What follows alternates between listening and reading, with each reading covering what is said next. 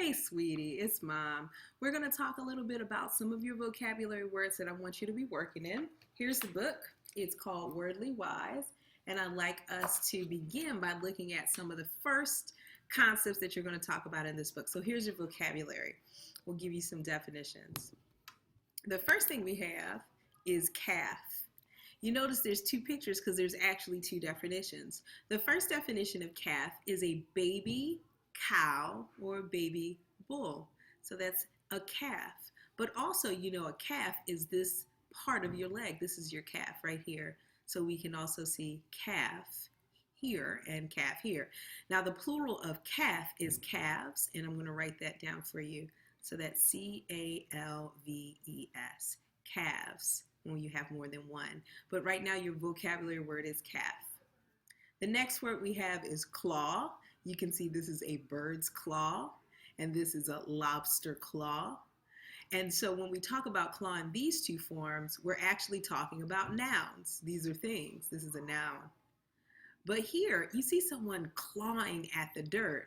That's when we think of claw as a verb, in action. You can claw your way out of a hole in the ground. Does that make sense? So we've got claw. The next word is couple. Couple. Couple can refer to two things, like here we've got a couple of coins, and a couple can refer to a group of people, a coupling of two people. So this is a couple, the couple is riding a bike, and here are a couple of coins.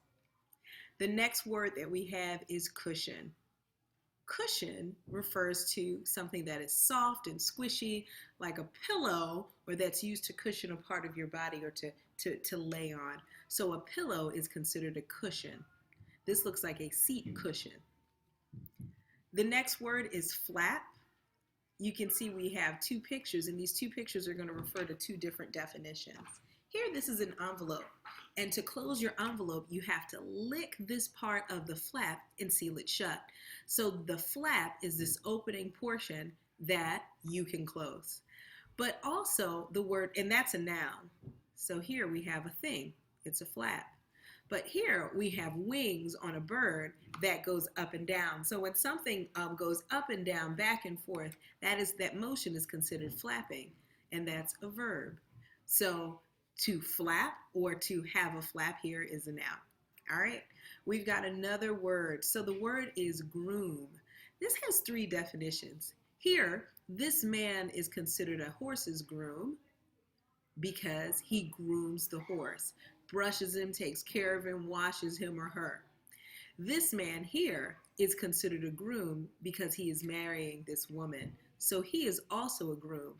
In both cases, we're referring to groom as a noun. Here, this is kind of hard to see. I don't know if you can see it well at all. I'll try to zoom in a bit.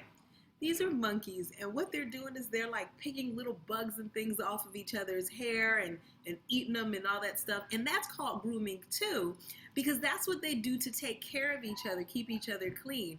You've seen our cat groom, right? Our cat, when he licks himself, he's cleaning his fur. So grooming can be a verb when you are taking care of, cleaning, or dressing. When I dress you in the morning, or if I brush your sister's hair up, you know that I'm grooming her. I'm making her look nice. Or if I'm making you look nice, putting on lotion or something, I'm also grooming you. Putting lotion on you, I'm grooming you. Share. Share can be a noun, or share can be a verb. When we talk about share as a noun, it means portion. This boy has his share of toys, and this boy has his share of toys. So in a way, it's like he's got his portion and he's got his portion. They each have their own share, their own amount of a particular thing. But share over here, where this little boy was eating his ice cream and he shared it with this little girl, is a verb. It's an act of sharing, and I know you're used to that because you're always sharing with your brother and sister. Let's look at this one, shelter. Shelter actually has two meanings that I want to talk about, but this one meaning is easy to see. If you notice, there is a kind of a structure here that would shelter you from the rain. So shelter is a shelter is something, a noun in this case, is something that would protect you. So a shelter is a protection. oftentimes from the elements, from water, from rain, from snow, or something like that. But to shelter somebody is also the act of protecting somebody. So I can shelter you from bad experiences by making sure you don't play with really, really mean kids. Or I could shelter you by keeping you in the house all day and never letting you go outside and play because I don't want to see you fall. So that is a type of sheltering. Or I could shelter you in other ways. Remember, shelter is to protect or to care for, to keep something negative away, is to shelter somebody. All right. The next word we have is yard. And so yard, they're both nouns that we're going to talk about. This type of yard is like our backyard. You go outside, it doesn't look like our backyard exactly, but it is a backyard. And you can run and you can play and you've got plants sometimes and trees and blah, blah, blah. Yard.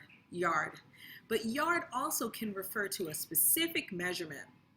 This is a picture of a yardstick, and we've talked about in math that a yardstick has 3 feet in length.